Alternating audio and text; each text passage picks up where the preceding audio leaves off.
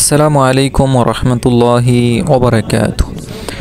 আজকে ভিডিওর মাধ্যমে আপনাদেরকে দেখানোর চেষ্টা করব সৌদিদের বাসার ভিতরে দৃশ্যটা কেমন হয়, সেই দৃশ্যটা আপনাদেরকে দেখানোর চেষ্টা করব।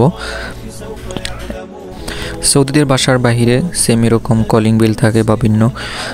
এই কলিং বেলে চাপ দিলে তখন ভিতর থেকে বুঝতে পারে যে কেউ বাহিরে আসছে, তখন ক্যামেরার মাধ্যমে দেখে এবং ভিতর থেকেই দরজাটা খুলতে পারে, এখানে আসতে হয় না।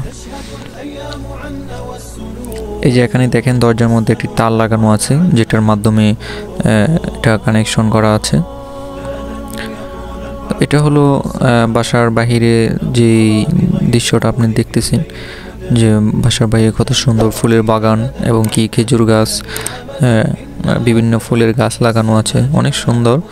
তো আমি আরও দেখানোর চেষ্টা করব এবং ভিতরের যেই রুমের ভিতরে যে দৃশ্যটা আছে সেটা আপনাদেরকে দেখানোর চেষ্টা করব ইনশাআল্লাহ।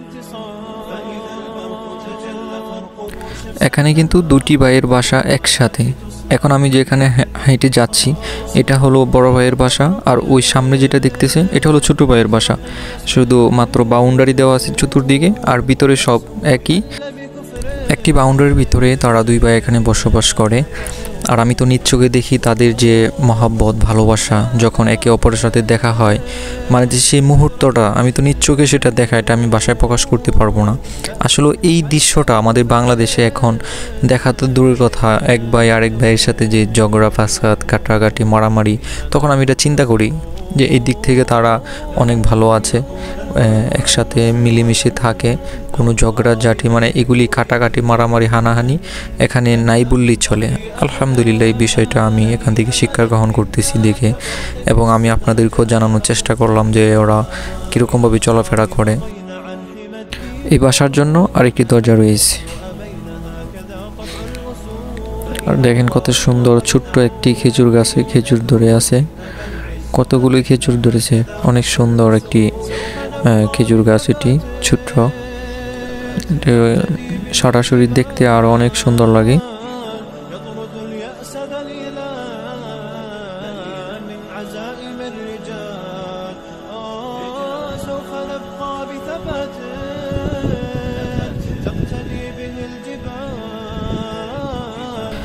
তো এখানে গাড়ি পার্কিং করে রাখে, মাঝখানে যে জায়গাটি রয়েছে পিছনেরটা হয়েছে ছোট ভাইয়ের গাড়ি, আর এই মার্সিডিজ গাড়িটা এটা হয়েছে বড় ভাইয়ের গাড়ি।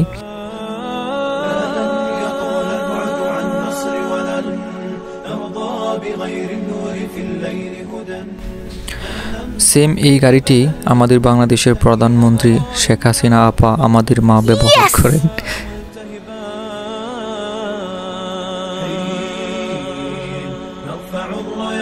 سوف يعلمون أن نحن المسلمون قادمون।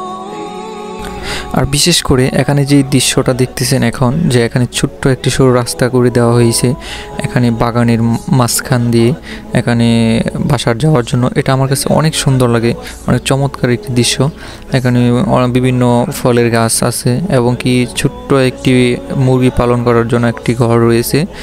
আর এই মুরগিটি পালন করা হয় বিশেষ একটি কারণ হলো যে অনেক খাবার বেড়ে যায়, এই খাবারগুলি অপচয় না করে এই মুরগিকে খাওয়ানো হয়।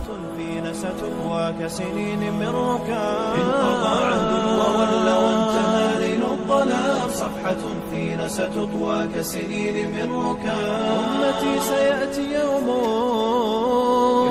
ستري وتسمعين أن نصري سوف يبكي أعينا إذ تفرحين أمتي سيأتي يوم ستري وتسمعين أن نصري سوف يبكي। এটি হলো বাসার ছাদে কবুতরের একটি খামার, যে সৌদি এটি শখের বশে এটি লালন পালন করে থাকে। আমি নিজেও একজন কবুতর প্রেমিক, কবুতরকে আমি অনেক ভালোবাসি। সেই ছোট্টবেলা থেকে আমি কবুতর লালন পালন করি, এখনও আমার বাড়িতে কবুতর রয়েছে। আর এটি হলো একটি ময়না পাখি, যেটি আরবিতে কথা বলতে পারে, এখন যদিও সে কথা বলতেছে না। এটি হলো সন্ধ্যাবেলার দৃশ্য, লাইট জ্বালানোর পরে দেখতে এরকম দেখা যায়।